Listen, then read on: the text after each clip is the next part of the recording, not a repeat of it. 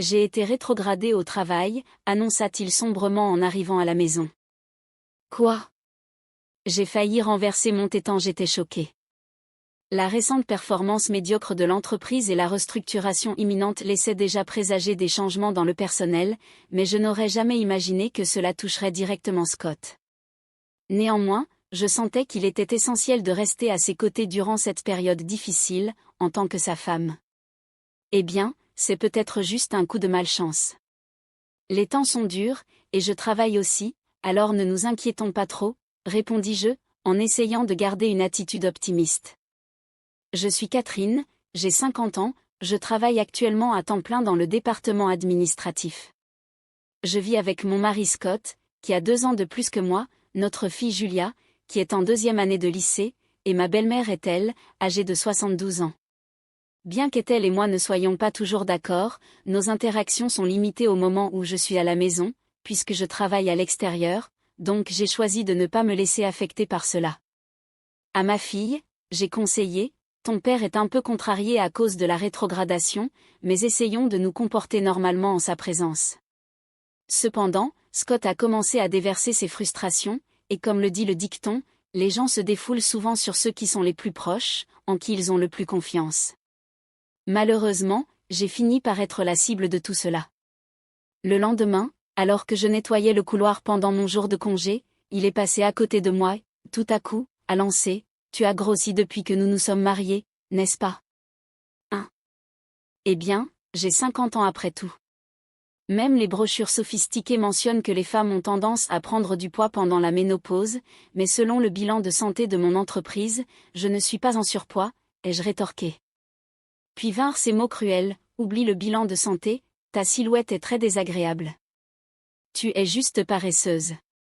Si tu es en surpoids, j'ai honte d'être vue avec toi et ta forme de tonneau. » Sa cruauté soudaine m'a laissé sans voix, et quand il a ajouté « moche », avant de se retirer dans la chambre et de verrouiller la porte, j'étais stupéfaite. Quoi, qu'est-ce qui se passe? Tout à coup. Je me suis pincé le bras, incrédule. Je peux me pincer? Lorsque je serre entre le pouce et l'index, ça tient parfaitement, et je peux percevoir que j'ai pris plus que nécessaire. Mais pourquoi maintenant, tout d'un coup? C'était comme si une flèche m'avait frappé de manière inattendue. Le choc était si grand que j'avais oublié que je tenais la serpillière magique, qui a alors glissé et est tombée avec fracas sur le sol du couloir. À partir de ce jour, le traitement de Scott à mon égard est devenu de plus en plus sévère. Pour aggraver les choses, ma belle-mère semble avoir entendu la dispute de ce week-end et a décidé d'intervenir. Les tensions ont alors encore augmenté. Alors que je montais les escaliers avec un panier de linge, avec l'intention d'étendre les vêtements, ma belle-mère m'attendait, non pas en bas, mais en haut des escaliers. Elle faisait des remarques telles que « Oh, c'est affreux. Si tu n'étais pas si grosse, nous pourrions nous croiser dans les escaliers. Je n'aurais pas à attendre ici parce que ton obésité réduit l'espace pour nous deux. » De plus, pendant le dîner, lorsque je servais du poulet frit, elle commentait « Ce n'est pas ça qui contribue à ta prise de poids », et retirait immédiatement mon assiette. À la place, elle suggérait que seuls les 3 d'entre nous qui n'étions pas en surpoids mangent. Mon gynécologue avait mentionné qu'après la cinquantaine, on a tendance à prendre ou à perdre du poids, mais ma belle-mère restait mince. Elle était aussi squelettique qu'un arbre desséché, mais je parvenais à tolérer ses provocations incessantes. Ses irritations étaient devenues routinières, et je m'y étais un peu habituée. Ce qui m'a réellement blessée, cependant, c'était le comportement de mon mari.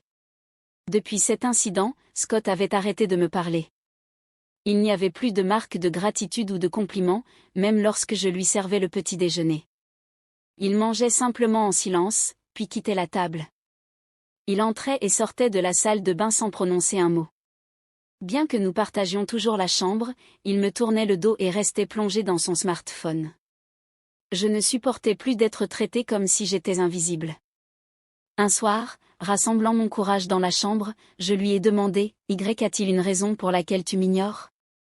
Sa réponse fut froide « En fait, non, mais je préfère ne pas m'impliquer avec quelqu'un qui n'est pas humain. » Il a continué « Je ne veux pas être associé à un membre de la famille qui est en surpoids.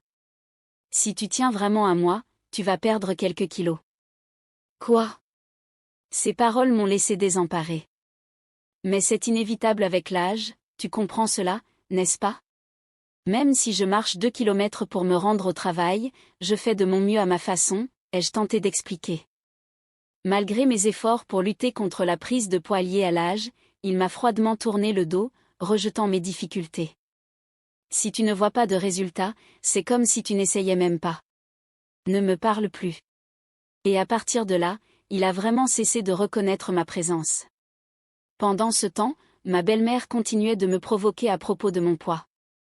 Chaque fois que de la viande, des fruits ou du riz étaient servis, elle demandait « Tu peux manger ça? Tu vas devenir encore plus ronde. » Finalement, je me suis retrouvée à ne manger que des salades et des légumes cuits. Scott est resté silencieux tout au long des repas, se contentant de déplacer ses baguettes sans un mot. Mon mariage semblait toucher à sa fin. Pendant mes moments libres, j'ai commencé à emballer mes affaires. Si c'était ainsi que Scott me traitait, il valait peut-être mieux que je disparaisse complètement. Quand j'ai confié à ma fille, je pense à retourner vivre chez mes parents, elle a montré de la compréhension. Je comprends. J'ai vu grand-mère et papa toujours te critiquer pendant les repas. C'est douloureux à regarder. Je viendrai avec toi, maman. Nous pourrons vivre avec tes parents, et je pourrai toujours aller au lycée là-bas. Alors, demain marque le début de la rétrogradation que j'anticipais. Juste après les vacances d'hiver, Scott est venu avec un sourire, suggérant « Prenons tous un verre, juste cette fois-ci. Demain, la vie sans subordonné commence pour moi. » Je me suis demandé s'il trouvait cette situation insupportable. Cependant, à ce moment-là, j'avais perdu l'envie de continuer. Même son sourire forcé m'irritait. Scott commenta alors « Profitons d'un verre avec le dîner. Je vais préparer quelques spritzers de vin. » C'était peut-être la première fois qu'il me parlait directement depuis l'annonce de sa rétrogradation. Il continua « Julia peut boire du jus, et je vais te préparer un spritz ou deux, Catherine. » Il plaça ensuite les boissons préparées à 3 places à la table. Bizarre. Pourquoi ce changement soudain? Pendant que Scott se retournait brièvement pour chercher la télécommande, je sentis discrètement l'odeur de la boisson qu'il avait servie. Quoi?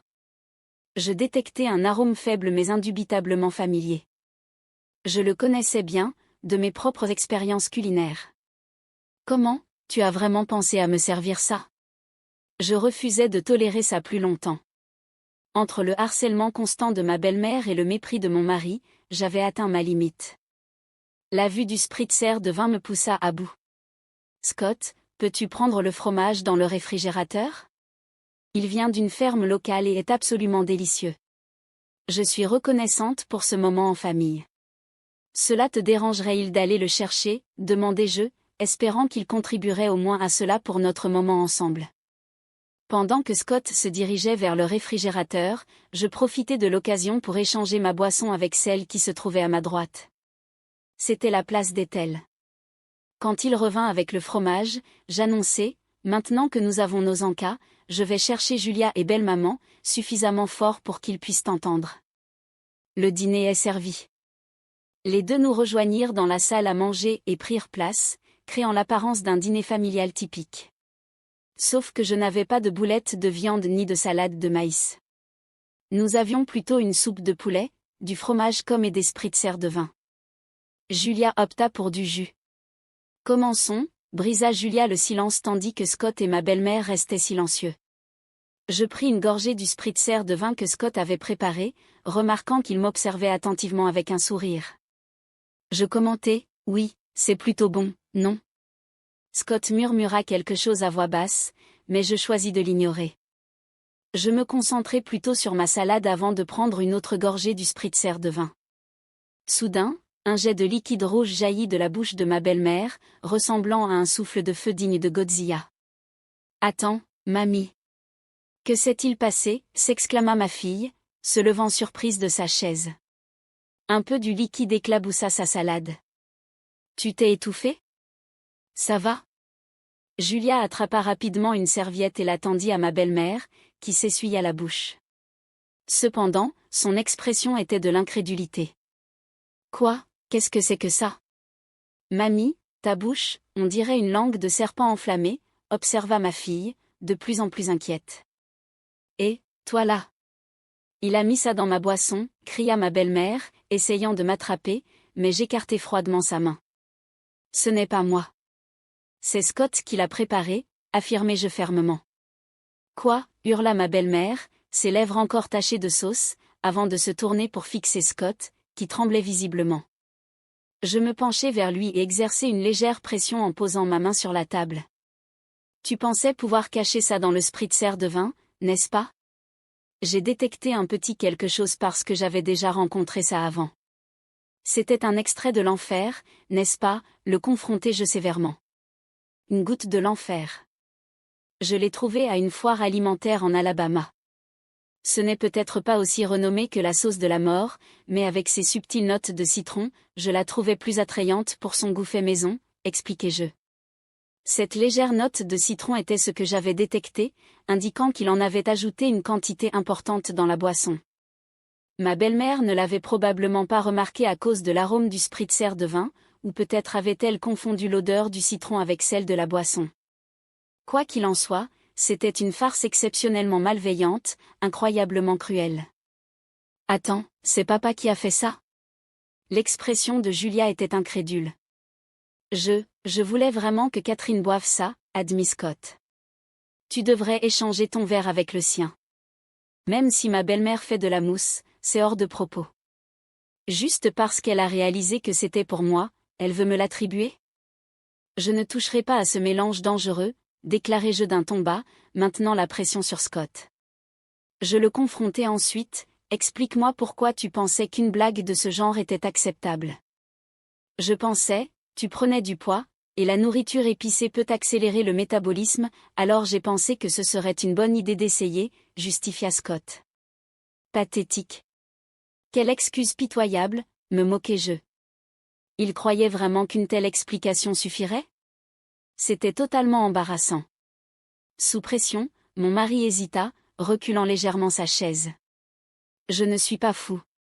C'est une raison légitime pour soutenir ton régime. Tiens, échange ton verre avec le mien et goûte-le. Je l'ai fait pour toi, insista-t-il en s'approchant. Je le vis reculer. Que veux-tu insinuer ? Comme c'est toi qui l'as préparé, tu devrais être le premier à le goûter.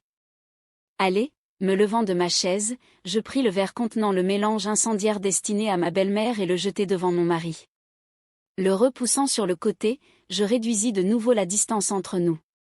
Après m'avoir ignoré et traité comme si j'étais invisible pendant si longtemps, tu pensais honnêtement que je boirais quelque chose que tu prétendais avoir préparé avec un sourire, comme ça, soudainement ? Ça ne t'a pas traversé l'esprit ? N'est-ce pas tout un peu enfantin ? Allez, goûte. Comme c'est toi qui l'as préparé, prends tes responsabilités, insistai-je en frappant sur la table. En entendant ce bruit, mon mari, peut-être dans l'espoir d'éviter un autre affrontement, se leva de sa chaise et fit un pas en arrière. Dans le silence tendu, une voix douce se fit entendre. Mon mari et moi nous tournâmes vers la source, c'était notre fille, Julia. Elle commença à parler, ses mots tendus, comme si elle devait se forcer à les prononcer. Infliger ta frustration à maman, qui te soutient tant lorsque le travail devient difficile, et la soumettre à un traitement cruel à plusieurs reprises, c'est puéril. Peut-être que je ne devrais pas dire ça à mes parents, mais c'est immature et insupportable à regarder. Notre fille se leva et s'adressa directement à son père. Est-ce mal de se battre avec son poids ? Maman se lève tôt, marche jusqu'au travail et prépare même son propre déjeuner, donc il n'est pas juste de dire qu'elle ne fait pas d'efforts, continua-t-elle. Puis, se tournant pour affronter sa grand-mère, elle ajouta, « Et toi, qui suis cela ?» en lui enlevant son dîner, comme dans l'épisode du poulet frit, ce que fait mamie ressemble davantage à un drame de lycée.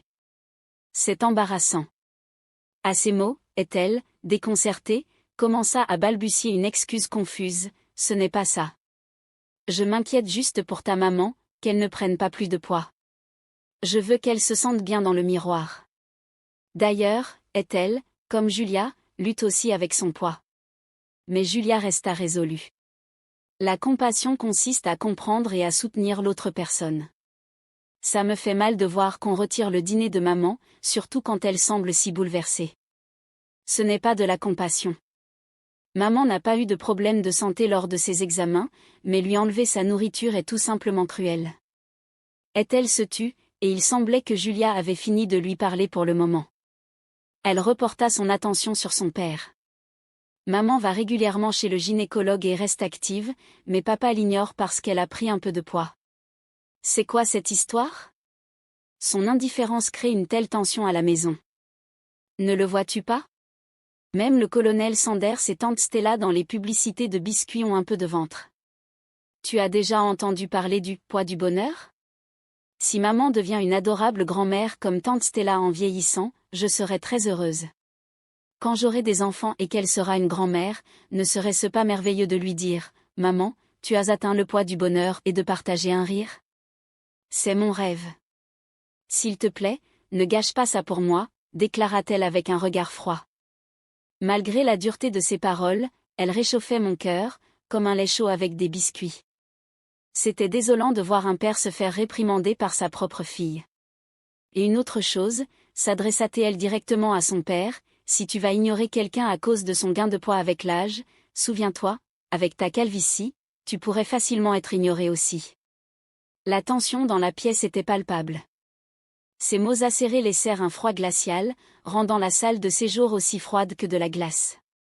Il semblait qu'elle avait dit tout ce qu'elle avait à dire. Ensuite, elle se tourna vers moi. Ça suffit, maman. Il est temps de laisser tomber. Ce sera mieux pour toi.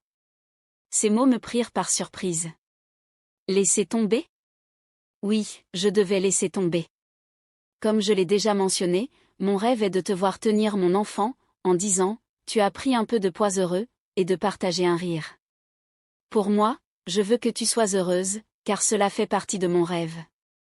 Alors, s'il te plaît, laisse tomber. Sois heureuse et réalise mon rêve. Ces mots remplirent mon cœur de chaleur. Chaque mot qu'elle prononça me procura tant de joie que je n'avais plus à cœur d'être ignorée par mon mari, du mépris de ma belle-mère ou de l'incident avec la boisson. Des larmes chaudes coulaient sur mes joues. Oui, tu as raison, acquiesçai-je, la vision brouillée par les larmes. Allez, maman, ajouta-t-elle, me tapotant doucement le dos, m'encourageant à aller de l'avant. Ah, d'accord, murmurai-je en prenant un document que j'avais caché depuis un moment. Quoi, s'exclama mon mari, surpris. Après avoir enduré un mois d'indifférence, j'ai pris une décision. J'ai déjà fait mes valises. Nous allons suivre des chemins séparés, déclarai-je, en lui présentant les papiers du divorce avec seulement mon nom écrit dessus. Je voulais juste que tu perdes du poids. Si tu avais maigri comme je l'avais demandé, j'aurais été satisfait.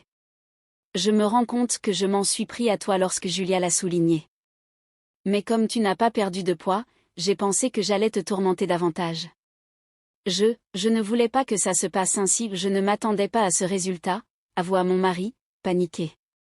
Ceux qui ne réalisent les choses qu'après que cela ait dégénéré sont ceux qui agissent de manière incroyablement immature, répliqua Julia avec fermeté. Vivre sans sa chère petite fille n'était pas une question à prendre à la légère pour ma belle-mère. Ethel intervint doucement, avec une voix aussi douce que lorsqu'on caresse un chat. Chère Julia, tu ne veux pas continuer à vivre avec nous, ta grand-mère. Julia interrompit l'appel d'Ethel avec un refus catégorique. Je refuse. Je ne souhaite plus partager le même espace avec des gens qui se comportent comme des adolescents. Attends, d'accord, calmons-nous. Je comprends. Je vais goûter comme tu l'as suggéré. Je vais assumer la responsabilité, en tant que celui qui a préparé, concéda Scott, prenant le verre devant lui et buvant son contenu d'un seul coup. Scott, tout comme Ethel avant lui, expulsa un jet de liquide rouge de sa bouche, ses lèvres prenant la couleur d'un homard. Eh bien, tu vois. J'ai assumé mes responsabilités, n'est-ce pas, Julia, déclara Scott fièrement. Julia a pris une photo des deux avec leurs lèvres de couleur homard sur son téléphone et a commenté « Vous êtes vraiment ridicules tous les deux. Maman, allons-y », avant de quitter rapidement le salon. Oui, je vais suivre son exemple, ai-je répondu. Ce qui restait, c'était une table de salle à manger parsemée ici et là de cocktails de vin mélangés avec une goutte d'enfer, ainsi qu'un mari et une belle-mère aux lèvres rouges comme des homards. Je suis retournée chez mes parents avec Julia.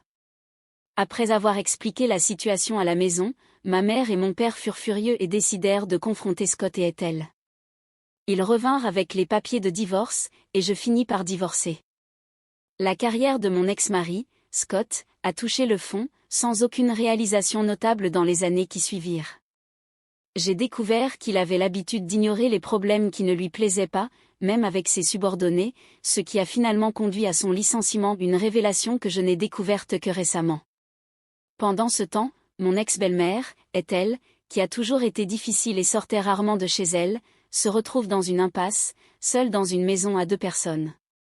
Finalement, j'ai reçu un appel disant « Les choses ne seraient pas si monotones si toi et Julia étiez là ». Ce sentiment était renforcé par les 17 années écoulées depuis la naissance de Julia et le temps que nous avions passé ensemble. S'il te plaît, reviens. Je vais arrêter de t'ignorer. Mais je ne reviendrai pas, profitant pendant que tu peux. Quand tu auras des petits-enfants, tu auras plus de travail physique, plaisante ma mère avec un sourire. C'est un bon point. Aujourd'hui, comme tous les jours, je marche pour aller au travail. En chemin, mon patron passe en voiture et s'arrête, offrant « Tu veux qu'on te dépose ?» Non, merci. Je suis mon régime. Monte dans la voiture, Catherine, insiste-t-il. J'ai trouvé un nouveau petit ami, dis-je fièrement. Nous avons tous les deux traversé un divorce, ce qui a renforcé notre lien et notre compréhension mutuelle. Le régime, c'est bien, mais arriver en retard serait un problème, mentionne-t-il en conduisant. Je ne suis jamais en retard, je rétorque, en gonflant mes joues de manière défensive. Il me regarde et tapote doucement ma joue gonflée avec son doigt. Donne-moi le temps que tu gagnes en prenant la voiture aujourd'hui pour discuter, dit-il avec un sourire taquin, toujours ce petit ami bavard. Si vous avez aimé cette histoire, laissez un like et abonnez-vous à notre chaîne pour ne pas manquer d'autres histoires comme celle-ci.